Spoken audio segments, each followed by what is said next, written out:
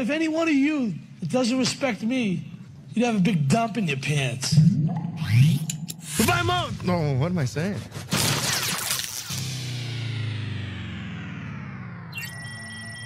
What, this? It's nothing. Really, it's nothing, Ed. It's just,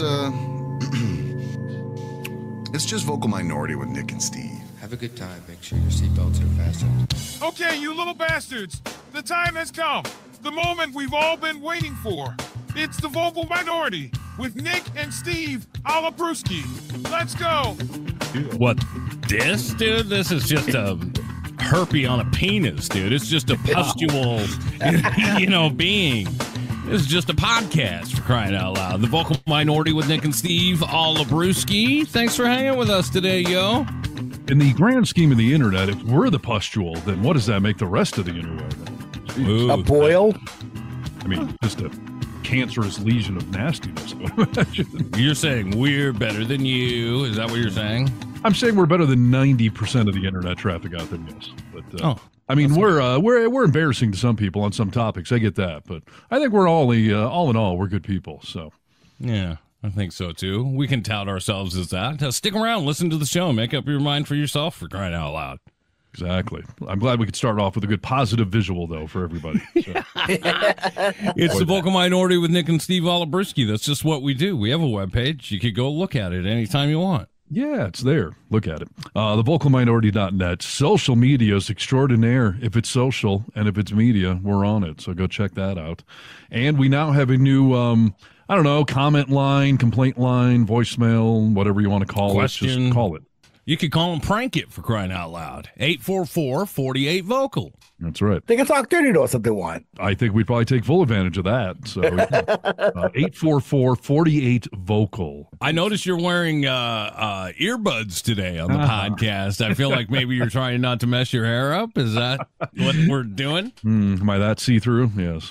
Well, that's why I wear earbuds. I've shared that with you guys in the past that, the nice headphones just smush my mohawk. So this is the first time I've ever seen you in earbuds. So I thought, well, maybe he's trying to watch his hair for a special occasion or something. Yeah. This is something I developed at the radio station. I have good hairphones and bad hairphones. Right. If I'm having a big meeting that day, I wear the earbuds or whatever. But I prefer my old school, actual good, broadcast headphones. But yeah, they flatten the hair down a little bit. And I may have a hot date tonight that I have to bail, right after the podcast. So yeah, nice. I'm trying to keep the hair good. I'm changing clothes, so don't think I'm going like this. But you got your outfit laid out on your bed, ready to go, dude? Pretty much, yes. Yes, I do. Nice. Yeah. Brewski, Nick and I were consulting last night on outfit ideas. So, I'm going to a basketball game, seeing the Kings. I figured if I show up with, head-to-toe Kings memorabilia and a big finger, that'd probably be too much. So. Yeah, that's no good. But I did recently get some awesome purple Converse. Well, Converse clones, but whatever. Yeah. So purple, and then I'm wearing a black shirt. Kings colors. Perfect. Absolutely. Yeah. Subtle without being pandering, right? Understated. But speaking of my hair, I don't know. I'm trying to shy away from the spiky hair. I just don't know if it's working for me. What are you talking about? Making a change? Well, normally I kind of spike up the bangs and I spike up the hair on top, but I'm kind of going flat right now. I don't know.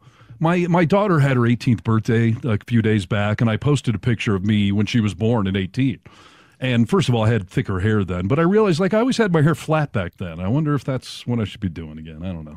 I think your dad's getting to you, dude. Everyone's getting to me. Well, your dad is trying to make you an older man. Isn't he trying to make you a little bit more respectable? I don't know what. Distinguished. I guess, but yeah, I've had too many comments on my physical appearance recently, and now I'm just completely self-conscious, whether it's from other dates or from, my dad the other day was like, I saw those pictures of you in San Francisco. You dress very casually for a man your age. Are women, I don't know if women are into that.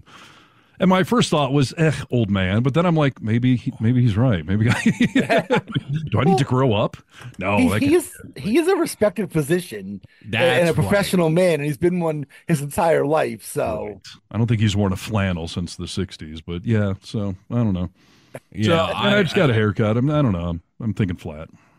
All right. Yeah, you got to go. Here's what I wish for you. You go how you feel most good about yourself, right? So whatever that is, do it. Yeah. We'll see. Get back on that train, Harness. You got to get back on that self-confidence train. Well, as we've always said, there's a fine line between confidence and cockiness, and I tend to fall on the cocky side, so I'm trying to humble it a little bit. And, oh, that's true. Maybe that's a good thing for you. I don't know. But yeah, there's a lot of self-evaluation going on that's probably too much. So. It's a lot of work, dude. Working on yourself seems to be like a lot of work. Like, yeah, I mean, it's mentally exhausting, right? And then it's also emotionally exhausting a lot of the time. So, yeah, no, I think working on yourself is one of the harder things people can do. I always tell my wife, like, she went through a lot of change. In our 15 years of marriage, like, she has bettered herself as a human being every year. And I have not been that consistent with bettering myself because it's hard, dude. It's really hard. And yeah, some people are good at that. And I give you kudos. I appreciate it. I feel like I've gone through a lot of changes in the last 4 or 5 years of my life, but it's not paying off yet. I'm waiting for the returns on the investment. Yeah, it'll come, dude. It'll come. Well, you got it in an IRA. You got it in a bond. You know, these things all age differently. You know, it takes a little longer. My emotional bank account has been up and down over the years, so we'll see how my investments are paying off per se. But we'll see. So good luck on your date tonight. We'll have to hear all about it on a podcast. The PG version. I'm sure it's going to be a PG date. This is a first date, right? First date. Yeah. Very respectable, of course. Yeah. And PG. Yeah, and, you know, I was telling you guys off air. Normally, the first date to me is like grab coffee or something. But this woman is a season ticket holder for the Kings NBA team around here. And so that's where she invited me. So seize the moment, right? Yeah. That's right. Carpe diem is what they say, right? Exactly. We'll see if the carpe matches the diem. I know it's going to be a PG, dude. This is date number 1. Relax, dude. Of course. I just can't resist a good play on words. You beat your meat before you leave, dude? No, I mean, what's your definition? I mean, there's been so much going on. Like, how long do I have to wait before it's considered before? I mean, did you beat your meat today? No, I haven't. We should probably do that, dude. Yeah, probably. I mean, remember, wise words were spoken by Woogie, Don Muganowski, who told Ted that you need to do that before you go on a big date. Yeah. Yep. No, I don't plan on taking my pants off at any point today, so I think we'll be okay. But I don't think that you have to take your pants off. I think what he means is that you don't want to be too revealing or too emotional. I don't want you to become drunk, dude. I mean, I want you to get it all out, and then that reasons the mind. I feel like I got to be a little assertive, not aggressive, but a little putting it out there. Like if I'm all mellow, I'm just like, whatever. Like it's fine. But Steve doesn't whack off before the show or for the same reason. Like it's when you have a Super Bowl, you don't whack off before the game. You want all of that in you, right? Right. Yes. The training week leading up to the game day, I've been taking care of things thoroughly. But now that it's game day, I need to stay sharp and on my game. So no, I'm not going to smoke a bowl. I'm not going to jerk off because all of those things dull me. You don't want to seem too vulnerable in revealing your softer side. It's all a balancing act now, isn't it? Yeah. Some women want a man who's confident and masculine. Some want someone who's a little more refined and open-minded. Some want a mixture of all of it. It's all a crapshoot. So this woman seems to want a mixture of the two. Yeah, she her bio said something about confident masculinity but chivalry, which those two things can contradict each other in some categories. So you got to play that nicely. I think there are certain things you can do today that are still considered chivalrous than even the most hardcore feminists would be okay with. Like if you held the door for her or something like that. Little things like that. Yeah. And I agree. You should hold the door for her tonight. But that has been a struggle in the last, few years. I always hold the door for women, old and young alike. And I've been shamed for it a few times over the last couple of years. Like, I can get my own door. Totally. Thank you. I've gotten the same thing before. It's tricky. I've had to explain to some women, like, I'm chivalrous within modern standards. I'm not trying to condescend to you. I know you can open your own door. I know you can pay the bill if you want to. But I try to do those things. But yeah, my daughter several years ago told me, like, Dad, no, I can open my own door. I don't need you opening the door for me. And my ex-wife was the same way, so. Well, then you can pay for dinner for us tonight then. Right. I think it's taking it way too far, personally speaking, dude, because you know what? I open the door for everybody. I don't do it just for women. Yeah. If I'm going into the store and there's a guy behind me, I always hold the door for him. Like, it's just a polite thing to do. Well, sure, but what if you're getting in your car? Do you open the car door for everyone or only a romantic interest? You Do know you what? hold it open for your mom or if your brother's getting in the car, do you? I hold the door open for my mom because I have a truck and I need to kind of help her up, you I don't know know? if that counts, but okay. Right. But Rachel, I say I hold the door open for 10% of the time, the car door. Interesting. Like if you're going out someplace to a nice dinner or That's right. you're going to the ballet and she's all dressed nicely and all that sort of thing, you want to be the classic gentleman and you want to open that door. She sits down, she can fix her skirt to make sure it doesn't get caught in the door. You know, that sort of thing there. I do it every time. That's one of my things. Like I'll open the car door for a woman I'm romantically interested in. Like I was just on a little road trip with Emily, female but a friend. I didn't open the door for her. She can open her own door. Well, I feel like one that's of the guys to flirtatious. you.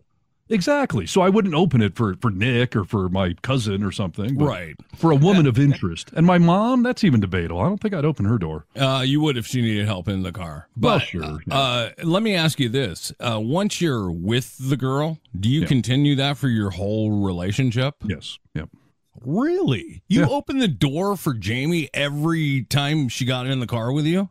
Jamie was one of those women that was like, I don't need a man opening my door. And Jamie always liked to drive, so that even made it weirder. But no, every other woman, the Hindenburg, Dottie, I open the door for him every time. And if I ever forgot, I would get into the car. I'd be like, damn it, I forgot. I should have got the door for you. I'm like, Yeah, so that's a harness thing, dude, for sure. and then paying for the bill is another weird one. If a woman says, this was something one of my exes did that drove me fucking crazy. She made way more money than me, but in the world of chivalry, I always wanted to pay for dinner. But she would tell me the check would show up and she would be like, do you want me to pay for it? And I hate that. Yeah, Do I mean, what are want you going to to say? pay for it? Yes. No, exactly. I'm like, no, I don't want you to pay for it.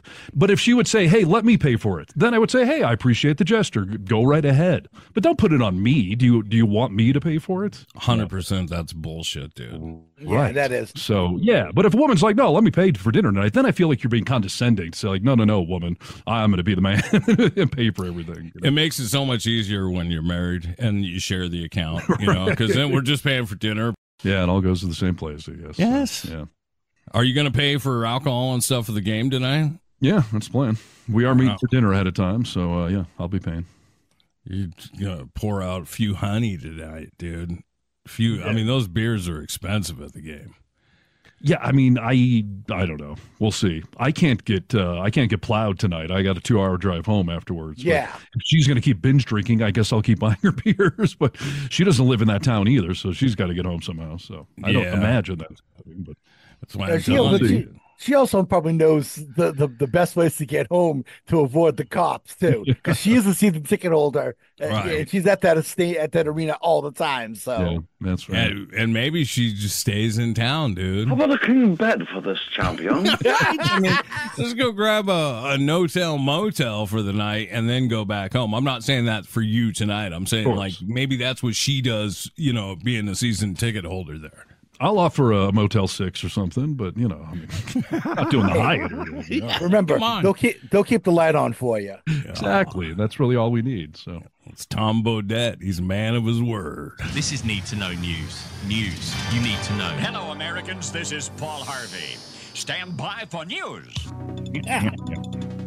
All right. Well, I guess let's keep the theme going with our news. News you need to know. This is Need to Know News. Things that keep you informed and make you sound somewhat intelligent in your general conversations in life. But I will, we talk a lot of politics on the show. We talk a lot of dating and sex life. So let's bring it all together now, shall we? Yes, we shall. This might bring up a visual that I don't know if you'll appreciate or not, but I think you got to get to the core of this issue and realize it's a beautiful thing. Our soon-to-be second-term president, Mr. Joe Biden.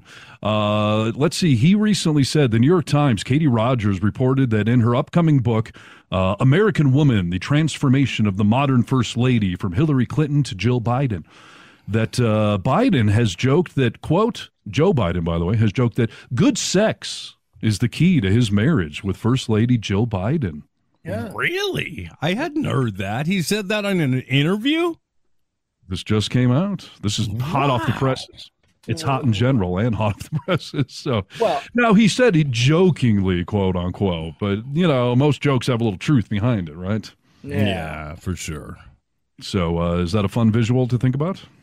Well, I mean, like you've said, I mean, I'm not necessarily envisioning him and Jill. I'm just envisioning more like, are you still doing great sex up into your... That's the inspiration we should all be taking from this, because we've done stories on the show about STDs running wild in retirement homes, and now the president in his early 80s is banging away in the White House still. Like, these are aspirational things, right? Yes, well, dude. I respect the president. I just think that, are we sure that this isn't him trying to push back on the whole he's too old to be president sort of thing? Is he posturing? Listen, all things politics, I guess you really never know what a politician is thinking. But even if that is his lie to try to push back on it, I'm glad that's the lie he went to. He could have said, I jog every morning. But we've seen him. He still rides bikes and everything.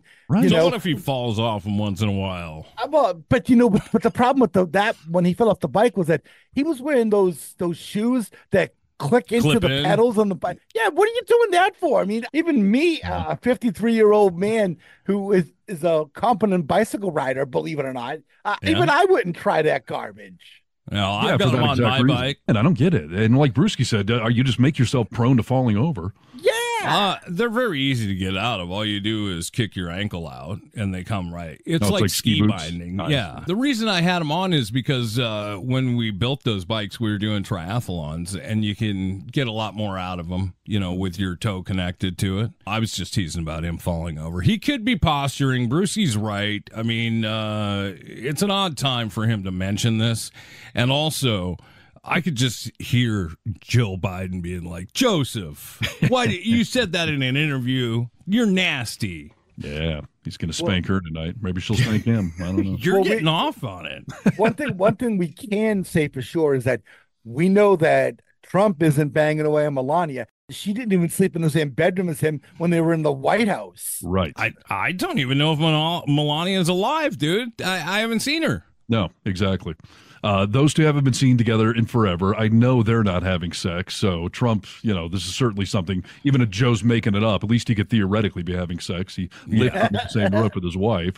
And the whole bike thing, like everyone likes to make fun of him for falling off the bike. But when have you seen Trump on a bike, period? Like at least he's out riding a bike, even if he fell off it, right? Yes. He's usually same with Jill Biden. He's riding her, and if he falls off her, who cares? At least he's getting on that horse, Yes, dude. Yeah, Trump's fat ass is always in the golf cart. Exactly. So, yeah. Now, I will say, speaking of the Trumps and visuals you don't really want, Donald Trump Jr. decided to jump on top of this, and the internet, the sensible people are ridiculing him. Trump Jr. posted on X, Twitter, whatever you want to call it. It's funny he didn't post it on Truth Social, but he posted it on Twitter. Donald Trump Jr., in response to this story about Joe and Jill banging away, he said that there is literally no amount of Viagra on earth that's going to give Joe Biden wood, who can barely walk without falling over. Just stop. The more desperate they become trying to make him seem young and vibrant, the more obvious it is to everyone that he's not up to any task. Dude, come on. No amount of Viagra will give him wood. This was his political commentary. And I also think that's probably because no amount of Viagra would give him wood. He is now on the cocaine train. And, I think once you start the cocaine train, Viagra is child's play, Woo-hoo! Oh, Lord! Right. And speaking of wood, Donald Trump Jr.'s wife looks wooden or plastic or something. I don't know how much it takes to get it up for her. But what did he do to her? Compare a picture of when she was married to Gavin Newsom to what she looks like even when she first started dating Don Jr. Like, what the hell happened to her? No, totally. We did a post about this several months back. I did a little side by side of the two. And Newsom didn't actually marry her, I don't think. Okay, but they were in a relationship for a while. And yeah, she looked like a normal woman back then. Now she looks like some mannequin at a makeup school where like rookies are just putting makeup all over her face and experimenting. Just think that's what being around that pot of evil 24/7 does to you, dude. It's it's when your soul rots from the inside. It ruins the outside. I have an answer for you as to why he posted it on Twitter and not on Truth Social. So someone would see it? Exactly. Exactly. So, yeah. I think my favorite response to him is someone called Donald Trump Jr. an erection denier. Before we get into our next news story, we take a brief pause for this financial word. The high interest rates combating the inflation has made home ownership almost impossible for many Americans. The price of a hair curler, maybe has come down a little bit, or at least the inflation on it has come down a bit. We interrupt this broadcast to bring you this. We interrupt our program to bring you a special. Here is a news bulletin. We interrupt this program to bring you the humanity and all the things. A date which will live in infamy. The only thing we have to fear is fear itself. Need to know news. News you need to know. Everybody loves a magician, right? I mean, someone who can actually perform magic in front of you. Abracadabra. My caller ID for you for years has been you with local magician Alex Ramon, where you're popping out of his circular hoop thing and doing the ta-da. Yeah, I love a magician, dude. I mean, this magician that Steve just brought up, Alex Ramon, is a great magician. And he is one of those magicians that once he performs a trick on stage, he rolls his hands and then spreads his arms like, wow. Ta-da. It's incredible. Ta-da. He's just fantastic, man. We have a Democratic consult who worked for a rival presidential campaign who paid a New Orleans magician to use artificial intelligence to impersonate President Joe Biden as a robocall. Yes. I think it's funny everyone points out the guy's a magician. It doesn't actually have anything to do with the story, but it's just funny that a magician was the one that did this trick. That's part of what the magician was trying to demonstrate. Like, he's not some gifted, AI specialist. He paid $1 for an app and did this. What about the very large sum of money he was paid to do this job? Can we talk about that? Sure. $150. I was gonna say, I thought it was like $500 or something stupid. $150. $150. Well, that's $149 profit because you paid $1 for the app. So I get it, but I mean, wow. Oftentimes this guy spends times on the streets, in the French Quarter with a bent fork over his finger. Takes his thumb off for children. Right. But that's a few hours worth of tips right there. So. Yeah, you have to now get some side hustle on, and he created this with an app like Steve mentioned. It's a robocall that went out to a lot of people. You want to hear it? Somebody recorded it, so I've got a little bit of it. What a bunch of malarkey. We know the value of voting Democratic when our votes count. It's important that you save your vote for the November election. We'll need your help in electing Democrats up and down the ticket. Voting this Tuesday only enables the Republicans in their quest to elect Donald Trump again. Your vote makes a difference in November, not this Tuesday. If you would like to be removed from future calls. I mean, it sounds like Joe Biden. Spot right? on. Absolutely. Yeah. I would never be able to tell that was AI. And that's the problem, right? But it also does sound really robotic, though, the way it sounds like it's being read off a script at least. 100%. But it sounds like Biden's voice for sure. Oh, yeah. So people get the robocall, and then, people thought it was real. And I mean, I don't care what side you're on. That's not right to do. No. This one was Democrat versus Democrat. It was in a primary. They were trying to get the Biden people to not, show up and vote so the other primary person can get more votes. So this was always one of the big fears heading into an election season, that people will fake stuff like this. And as we've talked about with like celebrity fake nudes, it goes around the world 10 times before anyone figures out that it's not real. And then a bunch of people never get that memo. So, yeah, it's super dangerous. I was reading an article about the guy because the guy got busted that paid the money, and he's going to be prosecuted. And one of his quotes was basically, he's trying to say, I'm Paul Revere. I'm a proud patriot. I was trying to expose this system of artificial intelligence and, the fact that no one's getting busted for it. I'd say he just proved the opposite.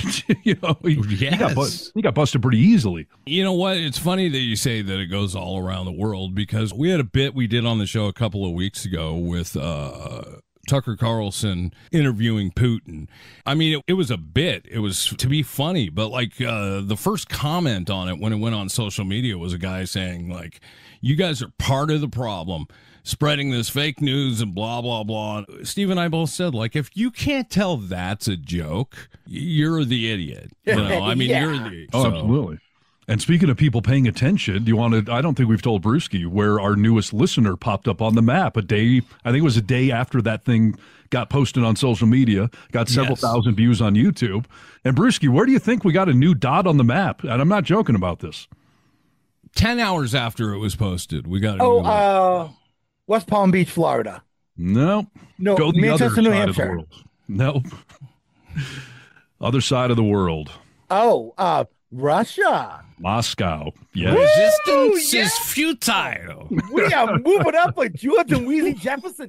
We got the KGB and the FSB on our asses. Right? Listen, it either has to be some fan that's in Russia that loved we were making fun of Putin a little bit, although it was really more making fun of Tucker. Or it's someone in the government who's now monitoring us to see what we're doing. Yes, this is awesome. I told Rachel, I said, this happened 10, maybe less than 10 hours after this video was posted. She was like, no, it doesn't scare me. Bring it on. I was like, bring it on from the KGB, like from a Russian operative? Like, no, don't bring it on. Nick, you married a woman who was in the army. She killed people for a living. She fired a weapon. She's in the court all the time, ripping people's throats out. She doesn't care. She'll take them all on. You're right. You're That's right. Yeah, it's a good way to look at it. Listen, I would be a little cautious of robo calls or people that send you unsolicited links to things, but moreover, Nick, like when you're traveling in Europe this summer, I would not take any connecting flights, buses, anything that could get you anywhere near it. Because we've seen before where Putin has, planes flying over Russia where he knows there's someone he doesn't like, and there's all of a sudden an emergency where they get diverted into Moscow and then someone arrested. So, yeah. Be cautious on that. Well, it scares the crap out of me, dude. It really does scare me. But, I mean, I guess it is what it is, right? Yeah. You got to make a sacrifice for the comedy, the people, this program. Hey, we need all the listeners we can get. So Putin or your henchman or whoever's listening, welcome to the show. Welcome to the show. In fact, we'll give you an official welcome. Welcome to the show. This is Need to Know News. News you need to know. Hello, Americans. This is Paul Harvey. Stand by for news. It's time for another brewski. This one is a crazy brewski. Well, gentlemen, speaking of traveling, I wanted to bring you a story. A cougar has traveled over 1,000 miles from Utah to Colorado. Oh, what's her name? She's on my dating app. I was going to say. Hey, what kind of cougar are we talking about? It doesn't say how many bottles of Chardonnay that they needed on the trip. It says here that scientists in Utah are sharing the incredible journey of one cougar who traveled more than 1,000 miles through 3 states in 5 months. Wow. That's like a tour. Yeah, that's impressive. They're selling T-shirts and everything. He was probably trying to get out of whatever red state he was living in because everyone's sick of those. Goodwill Hunting, what's the math on that? How many miles is that cougar doing a day? If he's going 1,000 miles in 5 months. Just so you know, by the way, we can't confirm that this was a she. Well, of course it was a powerful woman, for crying out loud. And they won't give her name. They'll just designate her as F66. I'm an F69. So we want to... Have bestialities. I'm sorry. I keep forgetting it's an actual cougar. Sorry. Yes. Wow. It's heading out west. It's heading my way. Come on. Oh, wow. Sorry. Yeah. Sorry. Actual animal. Sorry. Oh, come on. No one's going to answer my question. I'm doing it right. I'm doing the math right now. So, you are. Yeah, 1,000. So it was 1,000 miles, and it was 150 days. I hope this is a satisfying answer for you.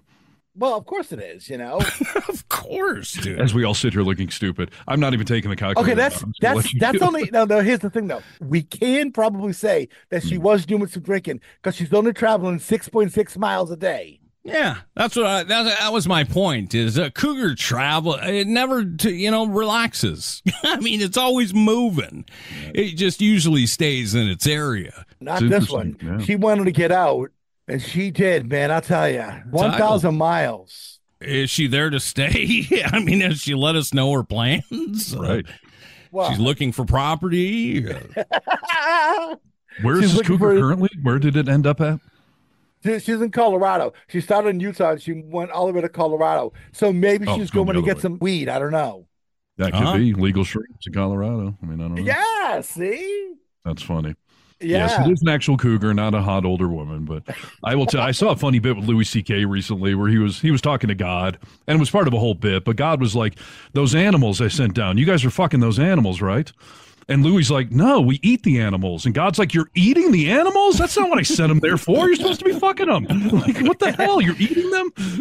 Well, God works in mysterious ways. There are some people amongst us, some of them who once frequented a farm in Enumclaw, Washington, who, well, he didn't fuck the animal, but he got fucked by the animal and died. He was having sex with a horse, dude. This was a guy, I don't know, 10 years ago. He would go to this farm in Enumclaw and have sex with a horse, or let the horse have sex with him.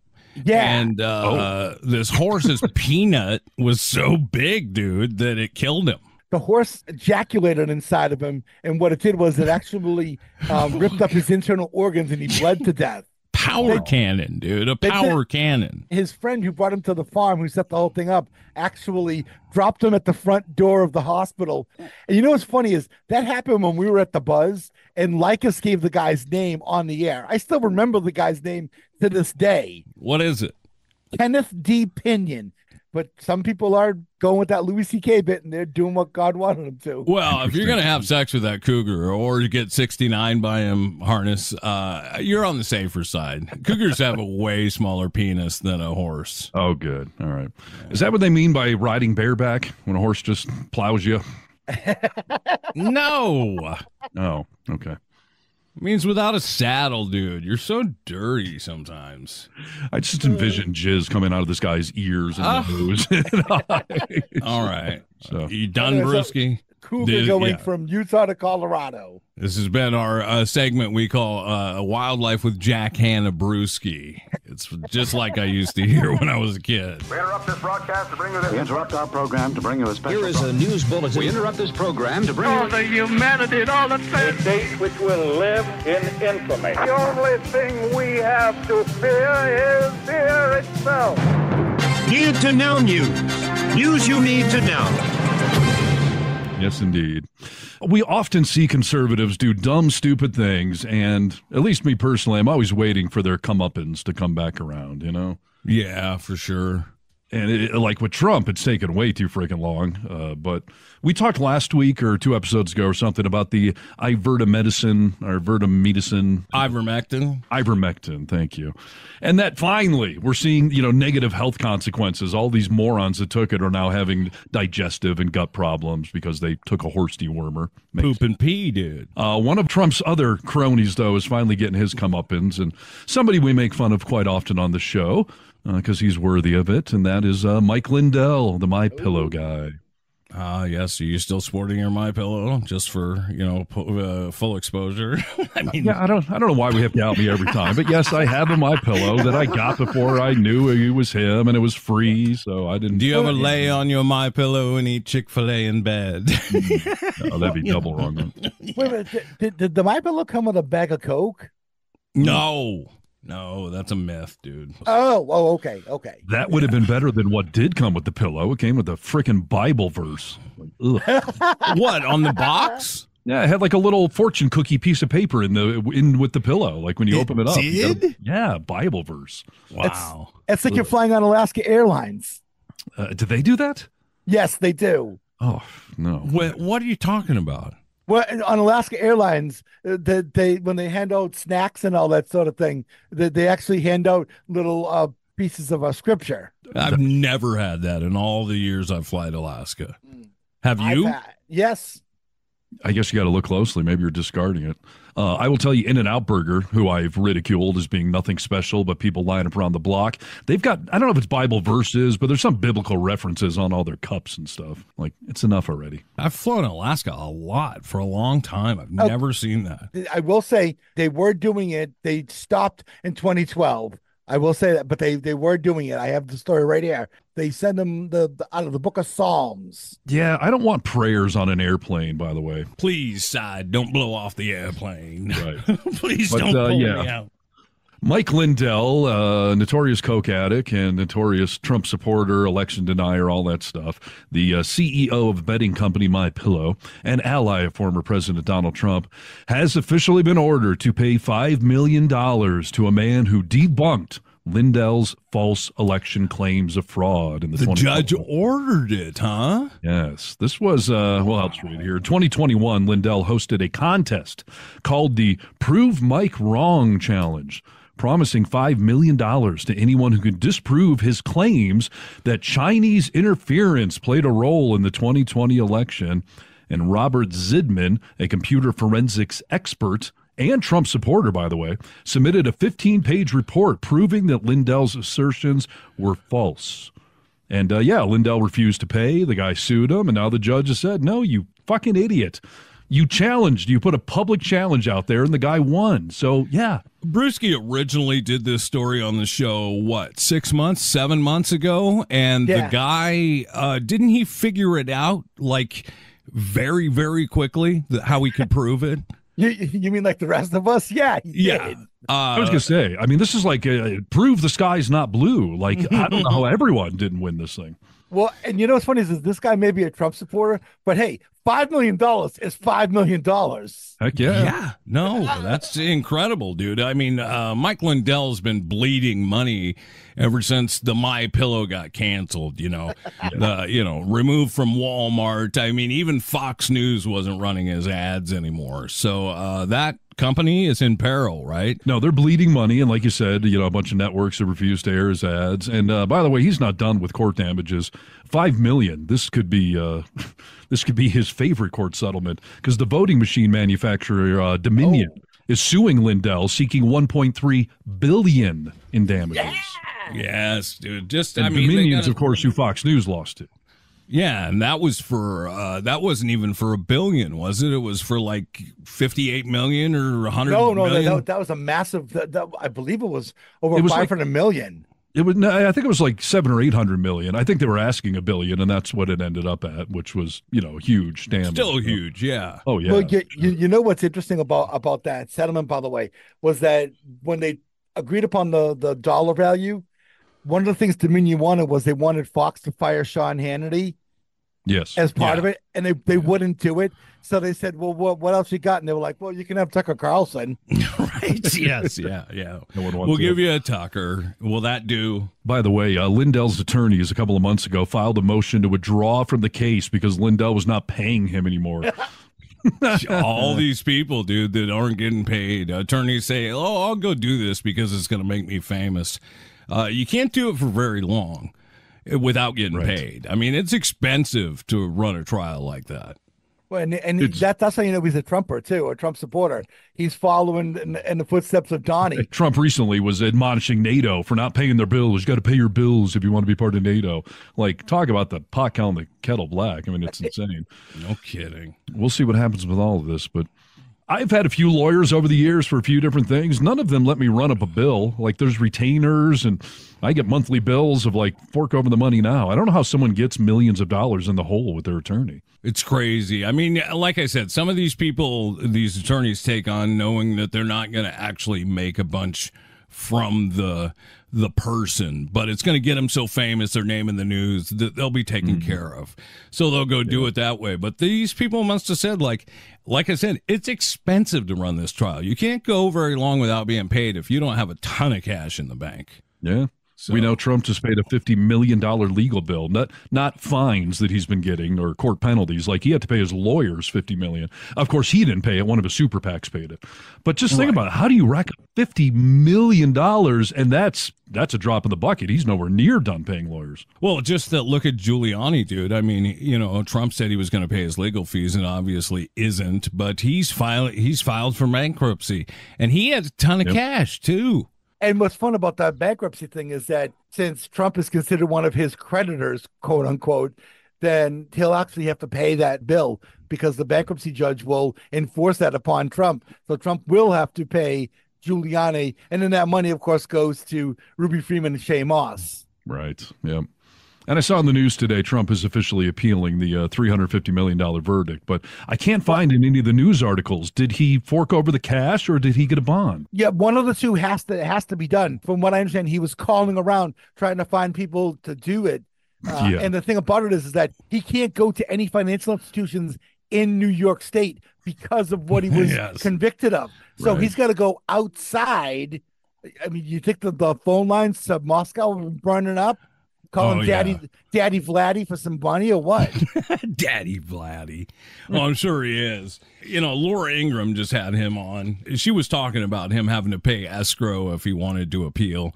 Yeah. And he just didn't even comment on it because, like we've always talked about, he's not liquid, dude. The guy doesn't have the cash. That guy doesn't have the cash to pay all this. Are you kidding me? No, he was bragging that he had $400 million. That was, you know, the inference was, I'm obviously rich. I have $400 million sitting in an account. But as we discussed before, that doesn't cover the bill you currently owe. And even if you forked it all over, you'd then be broke. So did you see Letitia James is posting a daily interest update on how much every day on Twitter she's posting? There's another 116,000. Oh, today now it's 117,000. Interest payments? Yeah, that's funny, dude. It's like the old debt clock that used to be in Times Square, like showing our debt just going up. She's doing that every day on Twitter. It's hilarious.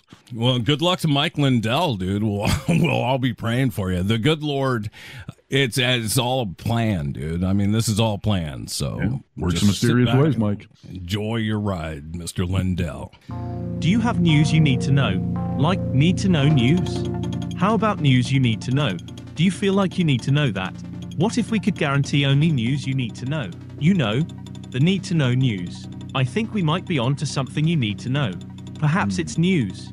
Let's see if we need to know it. I can assure you, you need to know this. This is really important stuff, dude. Right. We all know who R. Kelly is. He believes that he can fly.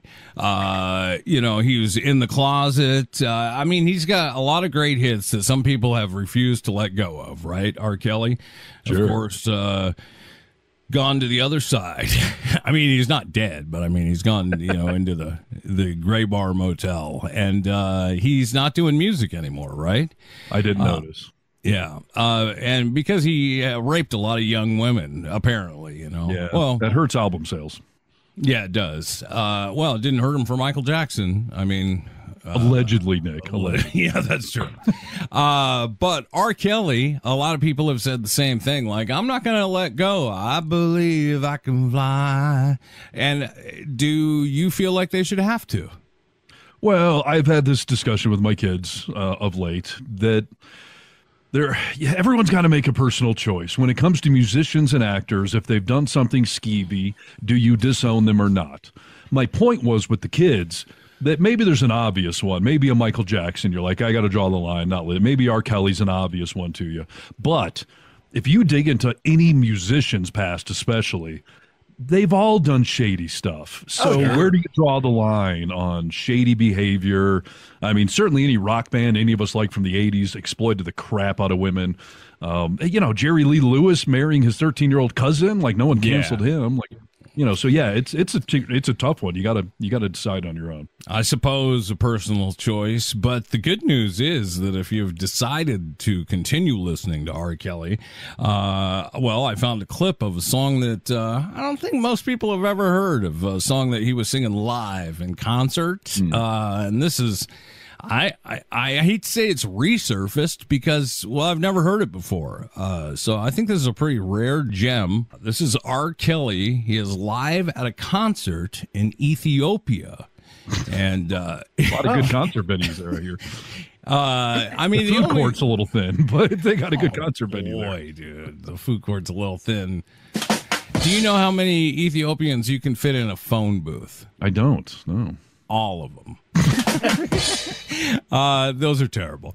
But R. Kelly was singing in Ethiopia, live show. Here's a clip of that song. Single ladies, put your hands in the air right now so I can see you. It's so many, I'm confused. How am I gonna get you from Ethiopia to America? Let me think. I got it. Do you have your passport? Did you get your shots? Girl, would you like to come back with Rob to America? Did you get your passport? America. Do you have your shots? Would you like to come back? Do you have your passport? Did you get your shots? Girl, would you like to come back with Rob to America? Listen, he is picking up on the crowd all at once, dude. First, he just lets people know, put your hands up if you're single. He's confused. How will I get you all back to America? Well, get your passport, dude. Get your shots, and you can come back with Rob to America. He left out, though, are you under the age of 15? Oh, I edited that out. It was just so bad. I was going to say, I'm glad he cares about some rules and regulations now. Forget the whole age limit thing. But have you had your shots and do you have your passport? Right. These are important questions, dude. Wow. International travel oftentimes requires shots. And if you're going to come home with Rob, well, you got to get your shots and get your passport. As we move away from what you might think is disgusting music, we go to the Beach Boys. Okay. Oh. And I want to tell you, every band seems to be stepping up as of late. William Joel just released a brand new song. It's been years. So a lot of these older guys are... William Joel, that's very horrible. It's Billy Joel. He's a friend of mine. I call him Willie. But he just released new music. A lot of bands that haven't released for a long time are now releasing, including the Beach Boys. Wow. Even with half of them dead. That's impressive. Completely impressive, dude. And I think you'll be impressed when you hear their new song. Yeah. I was like, wow, they haven't lost it. If you're having girl problems, I feel bad for you, son. I got 99 problems, but a bitch ain't one. 99 problems, but a bitch ain't one. 99 problems, but a bitch ain't one. If you got some 99 problems, but a bitch ain't my whole asshole. It's good, right? Yeah. I got the route patrol on the cat patrol post. I want to make sure that my gas gets closed. I mean, AI's not just for political robocalls. All the fun things we can do with it. Oh, dude. I mean, you could make anything you want. And the Beach Boys singing 99 Problems, dude, I thought it was, it was gold. I couldn't pass it up, right? That's hilarious. Yeah. We thought they hit it big when they did Wipeout with the Fat Boys. Yes, dude. I mean, that's the evolution at its finest, dude. Really. Yeah. Was John Stamos playing on that track? Are they keeping him in? Of course. Yes, dude. He's still, what does he play? Drums? Drummer. Yeah, he's a drummer, Mr. Stamos. I never know with you what is real audio and what isn't. I never want to out you, but... Well, I'll tell you what. R. Kelly, real. Was it? Yes, dude. See, now when you were setting it up, I just assumed there actually is a concert venue in Ethiopia. I guess that's my ignorance. Sure. Yeah, sure. I just assumed that would be fake audio, but then as you're playing it, I'm like, well, it seems actually genuine. So yeah, that was genuine. Beach Boys not. Addis Ababa is a really big metropolitan city, and I said, this is my American ignorance, just assuming all of Africa is a desert. So. But, boy, that's terrible. So he really was soliciting people to come home. 100%. Yeah, no, that was real. And I guess that does, we started the segment off with jokes that show our ignorance of Ethiopia, right? I will tell you, I don't think that's right anymore. But when we were kids. Oh, yeah. We constantly joked about people starving in Ethiopia, and I can't believe we did that, dude. Yeah. I don't know, Ethiopian jokes, Polak jokes. These were all commonplace back then, and now, it's all faded away. Rachel said that to me this weekend, dude. Remember when we used to make fun of Polak people? I said, I haven't thought about it in a long time, but didn't we, if you were being dumb, didn't we call you a Polak? Yeah. Oh, yeah. And there was all sorts of Polak jokes. And I never even understood why. Like, why are the Polish people so stupid? Where did they get that reputation from? And it's been over a year, but we did a little Polak bit on the show, and I posted it on one of our social medias. And I did not realize how offensive the term Polak has become. Yes. It's like the N-word to those guys. Like, it was a joke when we were kids. Now we had a bunch of comments of like, how dare you, stupid Americans. Like, oh, really? And you, obviously, but we should get rid of saying that word. But, it hasn't got out of control with some of the stuff that you can't say. I was so surprised to see this weekend Shane Gillis hosted Saturday Night Live. Yeah. Did you watch it? Because I know sometimes you wait. I saw his monologue in the first Up Till Weekend Update, then I fell asleep. Okay. First of all, Shane Gillis, if you don't know who he is, he's a great comic. But he was hired by Saturday Night Live and then fired before even the first show, okay? Yeah. Because he said something on a podcast similar to what we just said. You know, it was a slur. His was a little worse because I think he was referring to somebody that was Asian as a slur. We all know you can't say that. But he was on, so they had him on, and I thought, oh, that's kind of cool that Lauren Michaels brought him on the show to kind of show his stuff and everything else. But for years, I haven't heard people saying things are gay on television, you know. And he said it, quite a bit in his monologue. Mm-hmm. I was he pushed the surprised. limits a couple times. Yeah. His Down syndrome jokes. I know he tries to put it out there quickly that I've got relatives that that have Down syndrome. That's where I'm basing this all on. But yeah, he got some cringing, and you could see the look on his face a few times where he was like, "Oh, that joke didn't go over very well." And him acting on the show, I was really impressed. He does a good comedic acting role. And he does a lot of that stuff on his own, like through with some of his friends and stuff like that. Mm-hmm. So he's had some experience doing it. But were you shocked that he was in? It looked to me, I only watched through Weekend Update and I went to bed, but looked like he was in every skit, dude. Yeah. He was in quite a few for sure. So that doesn't happen all that often. Yeah. No, when Nate Bargatze hosted, he was so uncomfortable acting in the sketches, you could tell. But Shane did a good job. I saw a clip just recently that when he was on Rogan's podcast, he actually defended SNL for firing him. He's like, listen, I've said stupid shit. I'm going to continue to say stupid shit, but there's some stupid shit that goes beyond, quote unquote, stupid shit.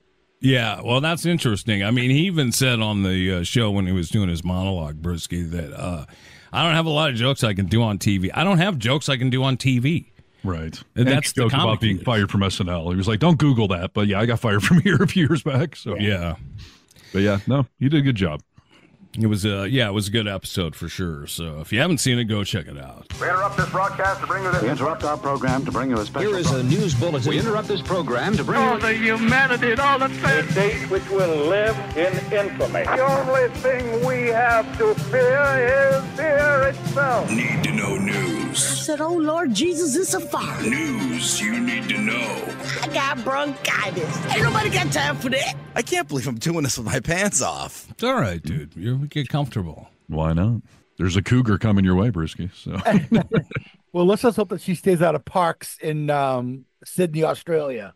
Oh, segue. So we've all been. I mean, you have kids, Steve and Nick. You have nephews and nieces that I'm sure you've probably taken to the park. And you see that mulch that's in the ground. I mean, when we were kids, you'd come flying off a slide and you'd go slamming down on hard asphalt. Yeah. These days it's all about a soft landing for the kids. Yeah.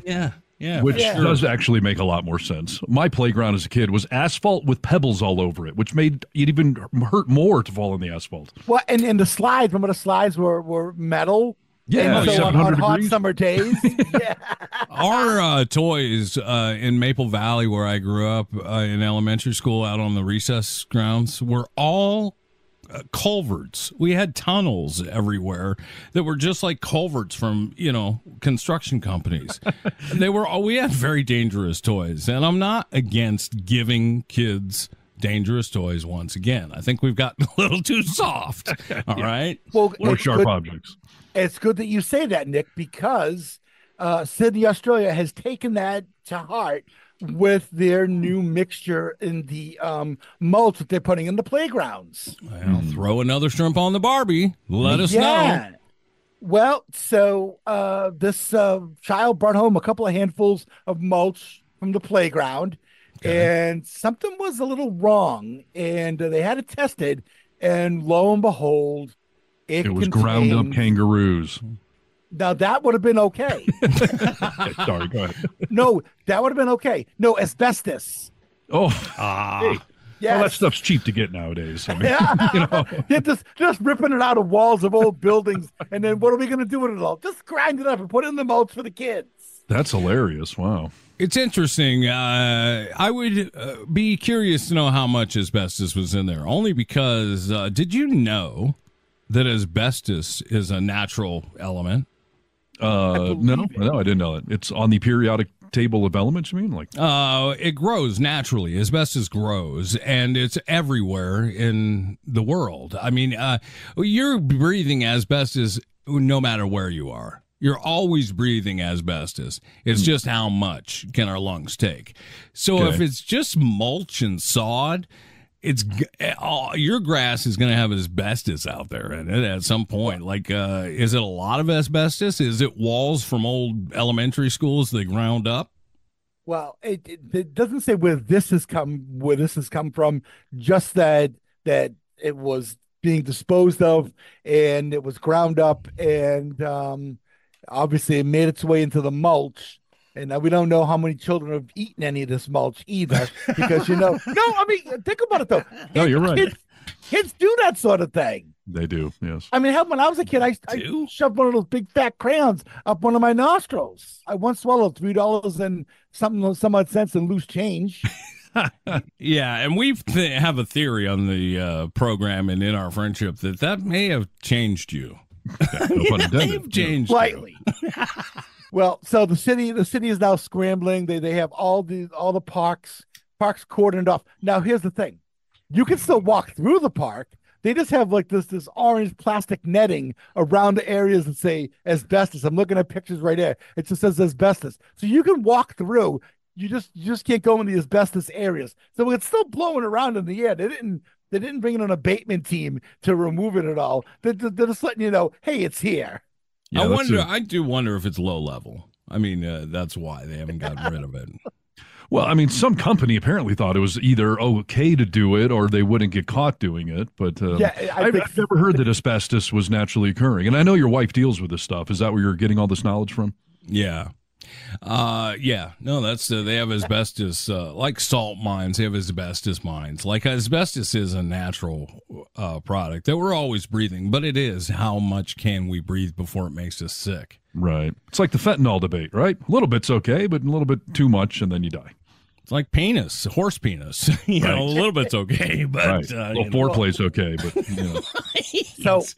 To Nick's point, it says here, asbestos is a naturally occurring fibrous silicate mineral. That's right. So it's kind of like silicate. So it's like sand almost, because, silica, when they melt sand down to make glass and that sort of thing, it comes in these long fibrous crystals. Yeah. And they're called fibrils. Interesting. Silica. Can you do breast implants out of asbestos?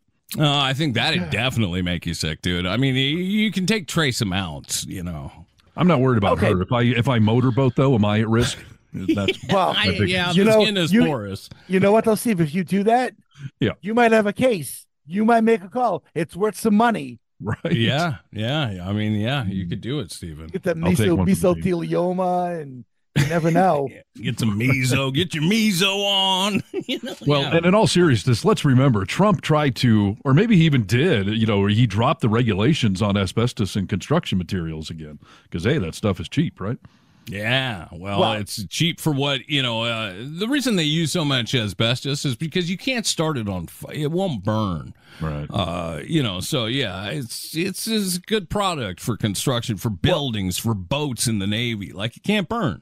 Well, so we had a neighbor here when my parents first bought the house, and he actually had mesothelioma that he got from his time in the Navy when he was in the war, when he was working in the gunroom where he was like blasting off the cannons and that sort of thing. It was kicking up fibers, and he was breathing in those fibers, unbeknownst to him that it was like adhering to the inside of his lungs. And years later, he had cancer because of it. Wow. Yeah. And what was the cancer called again? Mesothelioma. I'm suffering from meso-horny. So I'm trying to put together a class action lawsuit. Yeah. And it's completely safe to eat miso soup. It will not give you mesothelioma. Perfect. That's true. Yeah. See, you always learn a lot. The Vocal Minority with Nick and Steve, A'la Brewski. It's the kind of program we are.